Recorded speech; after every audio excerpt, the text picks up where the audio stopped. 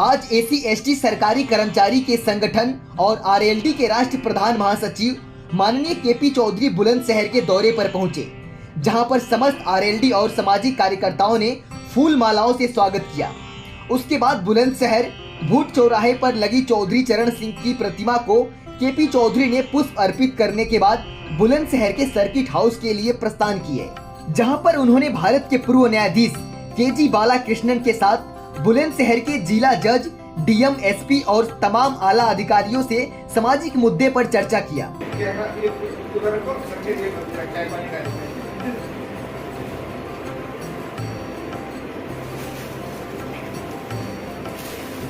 उसके बाद बुलंदशहर के एसी एसटी सरकारी शिक्षकों द्वारा आयोजित एक आयोजन में भाग लेने के लिए भारत के पूर्व न्यायाधीश के साथ भाग लेने पहुंचे, जहां पर उनका पुनः फूल मालाओं और बुके देकर स्वागत किया गया और ढोल नगाड़े के साथ पुष्प बरसाते हुए आयोजन हाल के मंच तक ले जाया गया। आइए सुनाते हैं आपको बुलंदशहर से केपी चौधरी जी का क्रांतिकारी भाषण। जय भीम। जैसा मेरा परिचय बताया गया, मैं इसी जिले के बुलंदशहर जो जिला मेरा है, इसी जनपद में एक गांव में मेरा भी जन्म हुआ। वेद प्रकाश गौतम जी बता रहे थे सामान्य परिवार, लेकिन बहुत गरीब परिवार में जन्म हुआ। पढ़ने के लिए किताब नहीं मिलती थी, मिट्टी का तेल जो होता था उसके लिए भी व्यवस्था नहीं होती थी। जो डिब्बो होती थी दवा की शीशी, उसमें ढक्कन में कपड़ा लगा करके मिट्टी के तेल में पढ़ने का, और किताब भी सेकंड हैंड, फर्स्ट हैंड नहीं, सेकंड हैंड किताब है। लेकिन बाबा साहब का आशीर्वाद रहा, माता पिता का आशीर्वाद रहा कि पहले हमने पब्लिक इंटर कॉलेज शाना से 12वीं पास की, फिर यही बुलंदशहर के आईपी कॉलेज से डॉक्टर अम्बेडकर छात्रावास में रहते हुए 1980 में बीएससी पास किया। उसके बाद में मेरठ कॉलेज से जाकर के पोस्ट ग्रेजुएशन किया। उसके बाद सरकार की नौकरी हासिल की। जब रिजर्वेशन खत्म हुआ 97 में, सुप्रीम कोर्ट ने ऑर्डर निकाले कि डॉक्टर अम्बेडकर कहते हैं रिजर्वेशन को खत्म कर दिया जाए, और सरकार ने भी रिजर्वेशन खत्म कर दिया, तो पूरा समाज सड़क पे आ गया। आंदोलन हुआ, ये जिम्मेदारी हमारे हिस्से में आई। लाखों लोगों को हमने देश के कोने कोने से दिल्ली में बुलाया, रामला मैदान भरा, सरकार पे दबाव बनाया, सांसदों को मजबूर किया, 3-3 दिन तक लोकसभा को ठप कराया। तब जाकर के तत्कालीन जो सरकार अटल बिहारी वाजपेयी के नेतृत्व में काम कर रही थी, उसने संविधान में 3 संशोधन किए मजबूर होकर, 81, 82 और 85। तब जाकर परम पूज्य बाबा साहब डॉक्टर भीमराव अम्बेडकर के दिए हुए रिजर्वेशन को बचाने में हम लोगों को सौभाग्य हमें प्राप्त हुआ। जेल भी जाना पड़ा जी, सरकार की नौकरी में रहते सस्पेंड भी रहना पड़ा। सिस्टम तो सपोर्ट नहीं करता और समाज सवाल बहुत करता है। समाज सपोर्ट तो करता है, पर समाज के सपोर्ट के साथ साथ सवाल भी बहुत होते हैं। इन विषम परिस्थितियों के रहते हुए लाखों लोगों को दिल्ली में जोड़ना, सरकार पर दबाव बनाना, मुझे लगता है कि आसान काम नहीं था, लेकिन फिर भी समाज ने सहयोग किया। इसलिए समाज का बहुत बहुत आभार और धन्यवाद। जब गांव में थे तो कभी कभार कोई जहाज गांव के ऊपर से निकल जाता था, तो छोटे से थे, देखते देखते पीछे गिर जाते थे। कभी सोचा भी नहीं था कि जहाज में बैठने का मौका भी मिलेगा। लेकिन बाबा साहब का आशीर्वाद देखिएगा कि एक पैर जमीन पर रहता है और दूसरा हवाई जहाज में रहता है। मैंने कभी सोचा नहीं था, क्योंकि बचपन में मेरे पास साइकिल नहीं थी। मैं पब्लिक इंटर कॉलेज से आना अपने गांव से 6 किलोमीटर पैदल आता था। रोजाना की 12 किलोमीटर की मेरी कवायद होती थी। क्या हुआ कि पढ़ लिया, स्कूल चला गया। इसीलिए क्या है, जो बहुत पुरानी एक कहावत कहे कि गुरु गोविंद दो खड़े काके लागू पाए, और बलिहारी गुरु आपने गोविंद दिया बताए। अगर ये अध्यापक ना होते, ये टीचर ना होते, ये हमारे गुरु ना होते, तो आज मेरे जैसे व्यक्ति को 2-2 बार दुनिया के सबसे बड़े फोरम संयुक्त राष्ट्र संघ में अपने समाज की बात उठाने का मौका नहीं मिलता। जहां पर बाबा साहब गोलमेज सम्मेलन के लिए गए थे, मैं सोचता था कि कैसा लंदन होगा।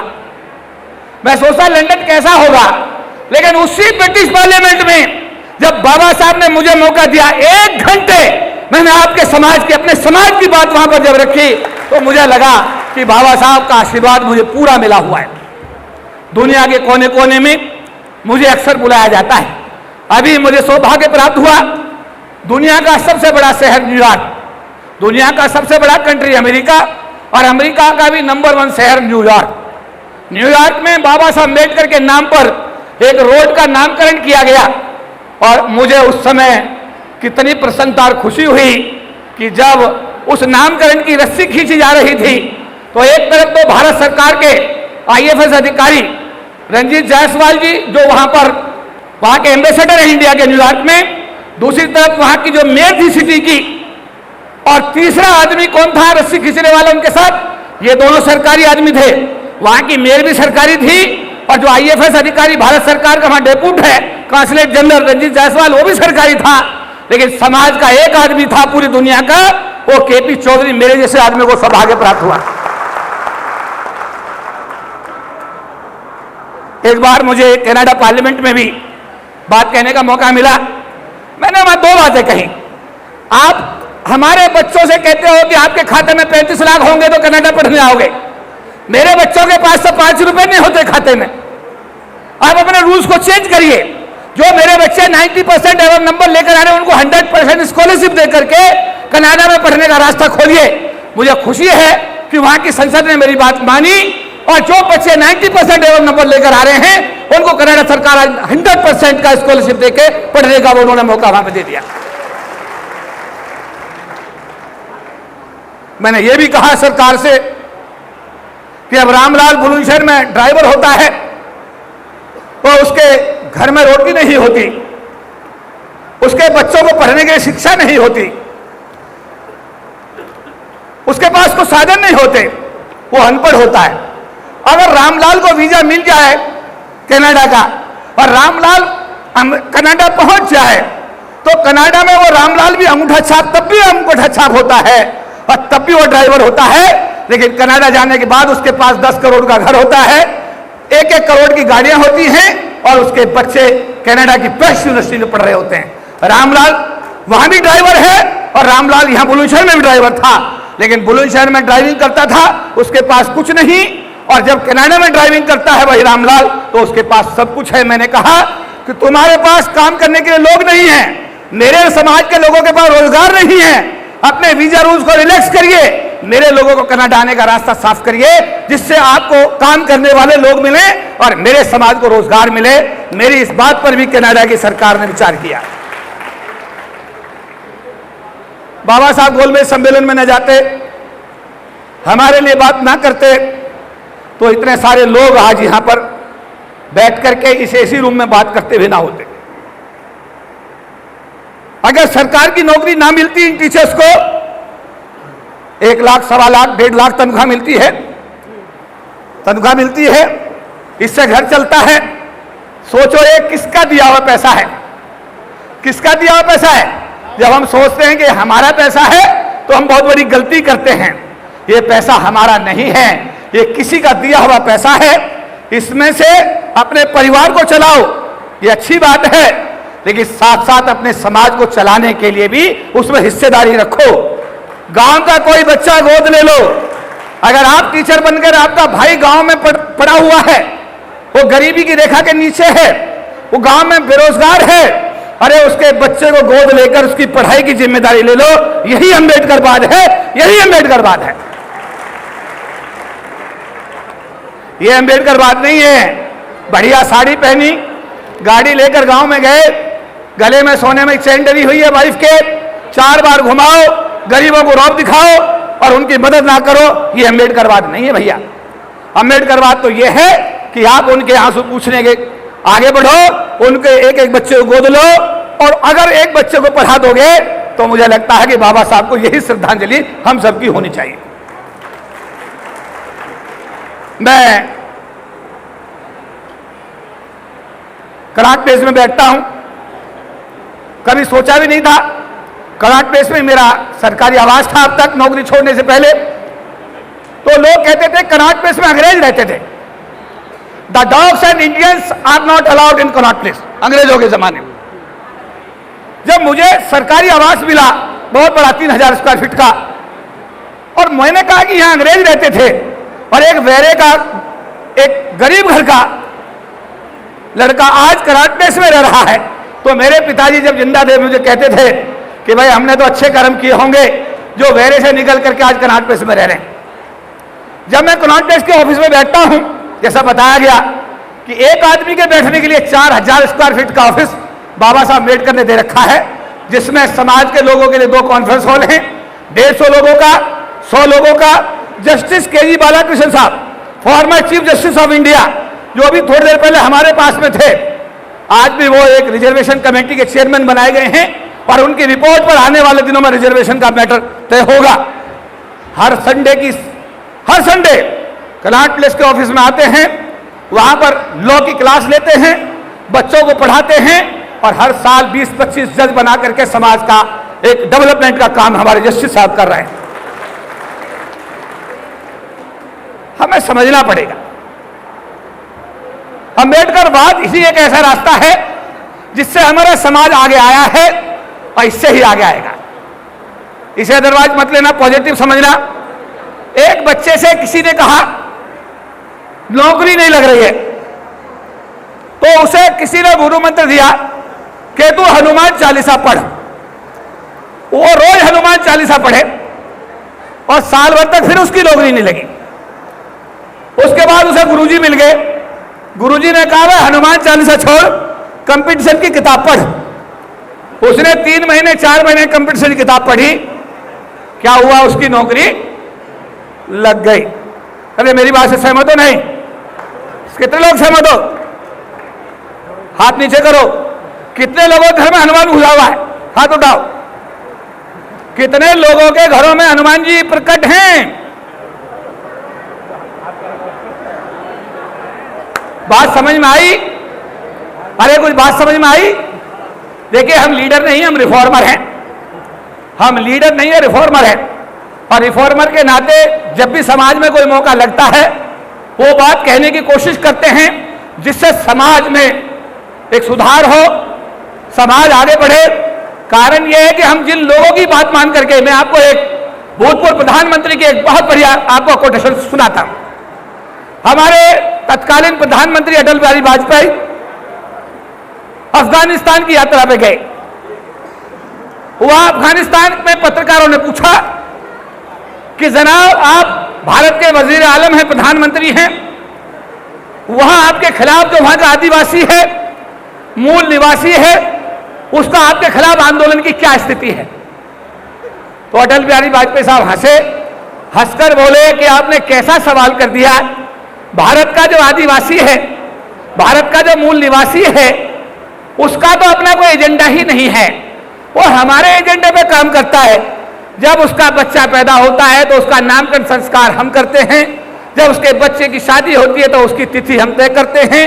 जब वो मरता है तो उसका अंतिम संस्कार हम करते हैं।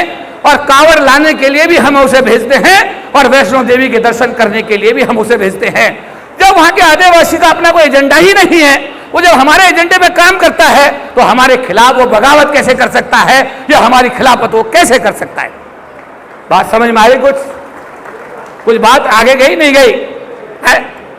देखो, मुझे लीडरशिप नहीं करनी है, समझ लीजिएगा बात। और मुझे किसी प्रकार का संदेह नहीं आता। मैं तो ये चाहता हूं कि मेरे संबोधन में अगर 2 आदमी भी ठीक हो जाए, 1 आदमी भी ठीक हो जाए, तो मुझे लगता है कि आज की मीटिंग की सार्थकता सिद्ध हो जाएगी। ये वेद प्रकाश गौतम जी हैं, अक्सर आते हैं। दुखी जो भी साथी है, कभी किसी का टर्मिनेशन है, कभी किसी का सस्पेंशन है, कभी किसी की चार्जशीट है, कभी किसी का कोई दर्द है, जब भी आते हैं हमारी ये कोशिश होती है कि हमारे जो आयोग है उसके लोगों की मदद ली जाए और मदद लेकर के अपने समाज को जो भी एडजस्टमेंट मिल सकता है, जो भी उनकी दिक्कतें दूर हो सकती हैं, वो कर दी जाए। लेकिन याद करिए उत्तर प्रदेश का वो जमाना जब हमारे समाज की एक बेटी प्रदेश की मुख्यमंत्री हुआ करती थी। याद करो, याद है? वो काल हमारे समाज के लिए स्वर्णिम काल था। क्या था? स्वर्णिम काल था। और आज याद करिए आज क्या स्थिति है। बात समझ में आई? कुछ नहीं आई? ये सच है कि जो 5 साल बहन जी के कार्यकाल के रहे और जो मान सम्मान हमारे महापुरुषों को मिला, समाज को मिला, बेटियों के साथ बलात्कार रुके, अन्याय रुके, ये इस बात की पुष्टि करता है कि वोट हमारी राज तुम्हारा, वोट हमारी राज तुम्हारा नहीं चलेगा।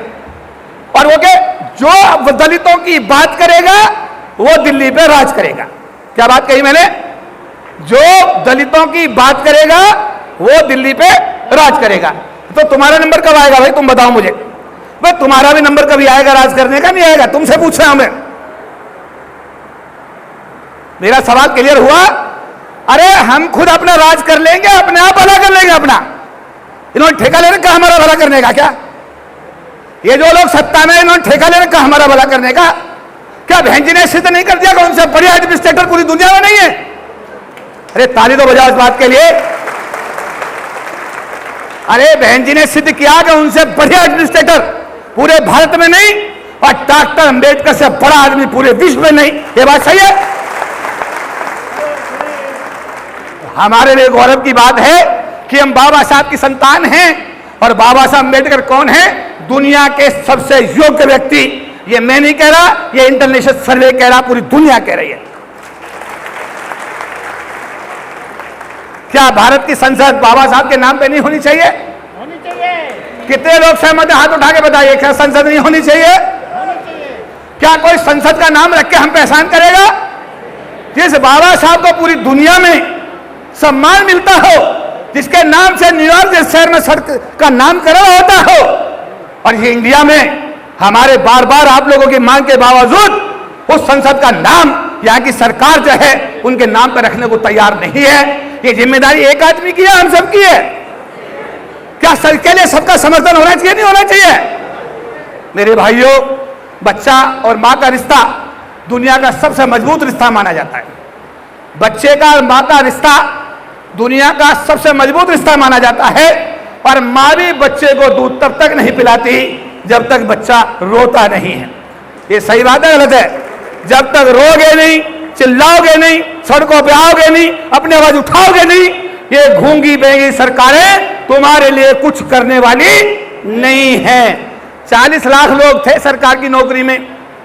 देश में राष्ट्रीयकरण हुआ था, इंदिरा गांधी प्रधानमंत्री थी, देश में बैंकिंग भर्ती बोर्ड बनाए गए, तेल कंपनियों का, बीमा कंपनियों का, बैंकों का राष्ट्रीयकरण हुआ, घर घर में रोशनी के रूप में एक नौकरी गई।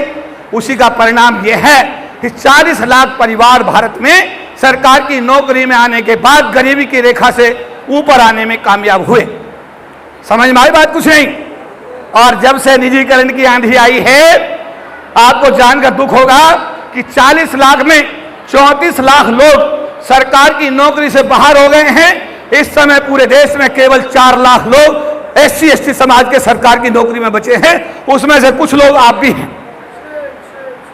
अब सरकार अगर निजीकरण करती है, सरकार अगर निजीकरण करती है, तो मैं सरकार से एक सवाल पूछता हूं बुलंदशहर की धरती से कि जब आप सस्ती दरों पे जमीन प्रोवाइड करते हो एक उद्योगपति को और बैंकों का पैसा उसको देते हो, उसका क्या, घर का क्या, उसका अपना क्या है?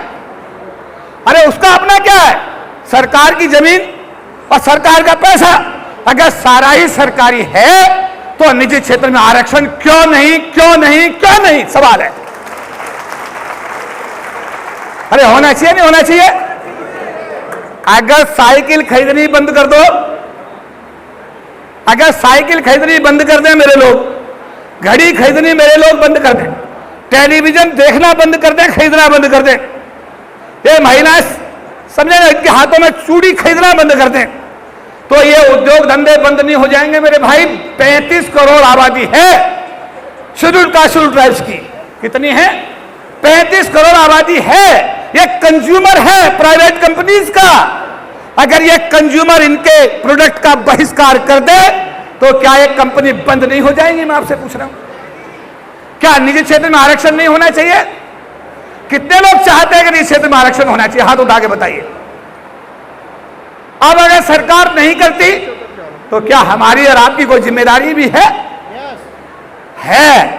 जो मैंने अभी कहा कि जितना आपको वेतन मिल रहा है या मकान का किराया मिल रहा है या और किसी रास्ते से आपके पास में कोई भी सोर्स है आपकी आमदनी का, उसमें से कुछ हिस्सा बाबा साहब के आंदोलन के लिए निकालना आपकी जिम्मेदारी में आता है।